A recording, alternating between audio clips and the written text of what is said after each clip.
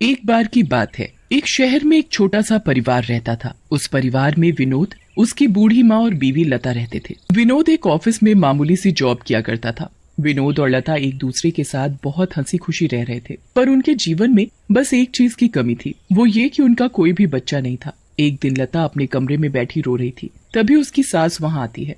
क्या हुआ बहू, रो क्यों रही हो? माँ, हमारे घर में किसी चीज की कमी नहीं है। बेशक ये इतना नहीं कमाते, पर फिर भी हम खुश हैं। बस मुझे एक ही चीज का दुख है, मैं भी चाहती हूँ कि दूसरों की तरह मेरा भी एक बच्चा हो। अरे बहू, तू चिंता मत कर, बस तू भगवान पर विश्वास रख। आखिरकार कुछ सालों बाद उनके घर एक सुंदर सा बेटा होता है। विनोद और लता अपने बेटे का नाम केशव रखते हैं। दोनों केशव को बहुत प्यार करते हैं, पर लता के लिए तो केशव उसकी जान से भी बढ़कर था। वो अपने बेटे की छोटी सी छोटी चीज का भी पूरा ध्यान रखती थी। सुबह से लेकर रात तक लता बस केशव की देखभाल में ही लगी रहती थी। केशव को एक खरोच भी आ जाए तो लता की जान निकल जाती थी। बस सब कुछ अच्छा चल रहा था, पर एक दिन लता जब केशव के साथ खेल रही थी, तब अचानक केशव बेहोश होकर जमीन पर गिर जाता है और उसकी नाक से खून भी आने लगता है। केशव, मेरा बच्चा! हे भगवान, क्या हो गया मेरे बच्चे को? लता की चीख सुनकर विनोद और विनोद की माँ जल्दी से बाहर आ जाते हैं। ये क्या हुआ केशव को? हमें जल्दी से इसे हॉस्पिटल लेकर जाना होगा। जल्दी से विनोद और लता केशव को हॉस्पिटल लेकर जाते हैं। डॉक्टर केशव को एडमिट कर लेते हैं। हमें बच्चे के कुछ टेस्ट करने होंगे। ऐसा क्या हो गया मेरे बच्चे को? देखिए, वो तो टेस्ट के बाद ही पता चलेगा। आपको जो ठीक लगे आप वो करो डॉक्टर साहब, बस मेरे बच्चे को ठीक कर दो। आप परेशान मत हो, आपका बेटा बिल्कुल ठीक हो जाएगा। डॉक्टर केशव के कुछ टेस्ट करते हैं और रिपोर्ट आने पर पता चलता है कि केशव को ब्रेन ट्यूमर है। डॉक्टर विनोद और लता से बात करता है। आज केशव की रिपोर्ट्स आ गई हैं। आपको थोड़ी हिम्मत रखनी होगी। हिम्मत क्यों? क्या हुआ मेरे बच्चे को? देखिए, उसे ब्रेन ट्यूमर है, वो बिल्कुल ठीक हो जाएगा। बस उसका ऑपरेशन करना पड़ेगा। हे भगवान, मेरा केशव, आप जल्दी से ऑपरेशन कर दो डॉक्टर, बस मेरे बेटे को ठीक कर दो। वो बिल्कुल ठीक हो जाएगा। आप बस ऑपरेशन के लिए 10 लाख रुपए जमा करा दीजिए। 10 लाख? हमारे पास तो 50,000 रुपए भी नहीं है। आप जल्दी से पैसों का इंतजाम कर लीजिए, क्योंकि हमें ये ऑपरेशन जल्द से जल्द करना होगा। डॉक्टर केशव को डिस्चार्ज कर देते हैं। विनोद और लता केशव को घर ले जाते हैं। लता का रो रो कर बुरा हाल होता है।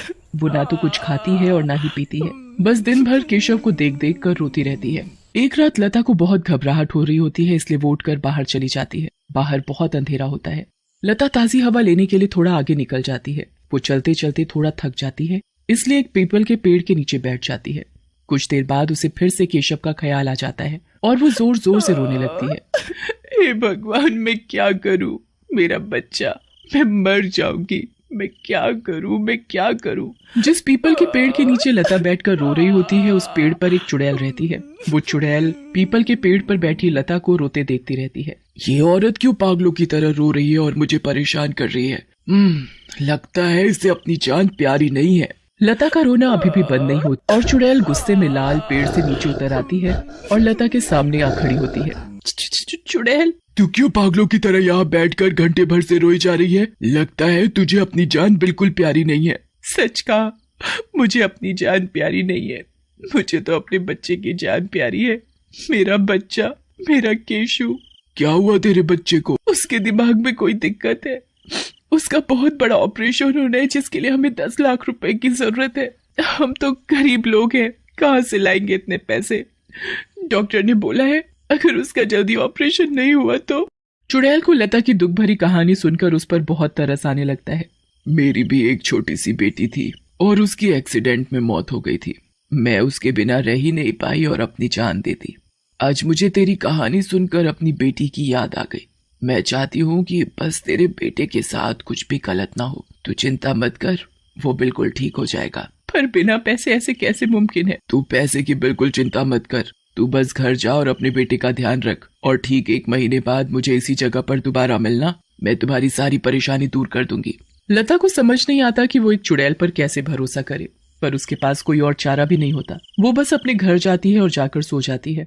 इधर चुड़ैल रात भर सुबह होने का इंतजार करती रहती है और जैसे ही सुबह होती है वो जादू से एक गरीब औरत में बदल जाती है, जिसके कपड़े फटे हुए होते हैं। उसके बाद वो रेलवे स्टेशन पर जाकर भीख मांगने लगती है। मुझे पैसों की बहुत जरूरत है।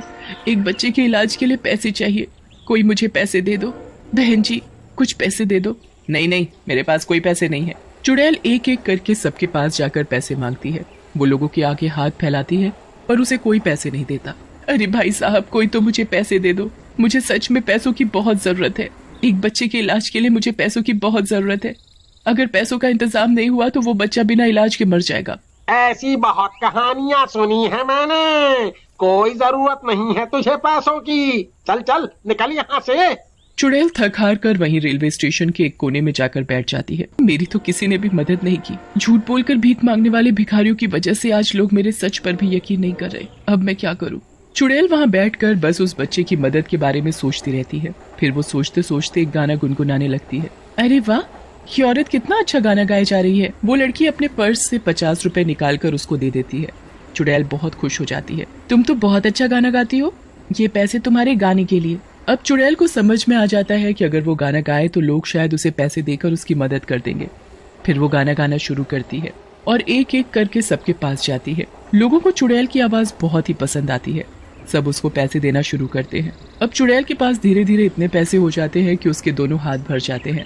फिर वो अपनी साड़ी के पल्लू में पैसे इकट्ठे शुरू कर देती है। धीरे धीरे उसकी साड़ी का पल्लू भी पैसों से भर जाता है। चुड़ैल बहुत खुश होती है। रात होने लगती है, इसलिए अब चुड़ैल पैसे लेकर वहां से चली जाती है।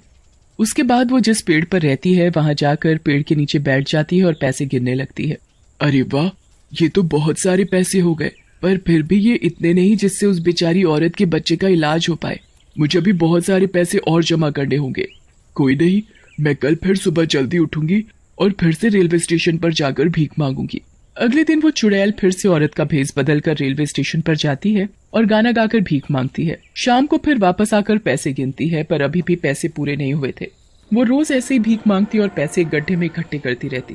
आखिरकार 1 महीना पूरा हो जाता है और भीख मांग मांग कर वो पूरे पैसे जमा कर ही लेती है। आखिरकार मेरे पास पैसे पूरे हो ही गए। आज जब वो औरत आएगी तो ये पैसे देखकर बहुत खुश होगी। आधी रात का वक्त होता है। विनोद सो रहा होता है। लता को याद होता है कि आज उसे चुड़ैल के पास जाना है। वो चुपके से उठती है और उसी जगह पहुंच जाती है जहां वो चुड़ैल रहती है और उसी पेड़ के नीचे बैठकर चुड़ैल का इंतजार करती है। तभी चुड़ैल वहां आ जाती है। मैं कब से तुम्हारा इंतजार कर रही थी, आखिर तुम आ ही गई। हाँ, मुझे तो आना ही था। मेरे पास और कोई रास्ता भी तो नहीं था। अब बस तुम ही मेरी आखिरी उम्मीद हो जो मेरे बच्चे को बचा सकती हो। चुड़ैल उसे गड्ढे से निकालकर सारे पैसे दे देती है। ये तुम इतने सारे पैसे कहाँ से लाई? मैं रेलवे स्टेशन पर गाना गाती थी तो लोग मुझे ये पैसे दे देते थे। चलो अब तुम जल्दी से जाओ और अपने बच्चे का इलाज करवाओ। तुम्हारा बहुत बहुत धन्यवाद। मैं तुम्हारा ये एहसान कभी नहीं भूल पाऊंगी।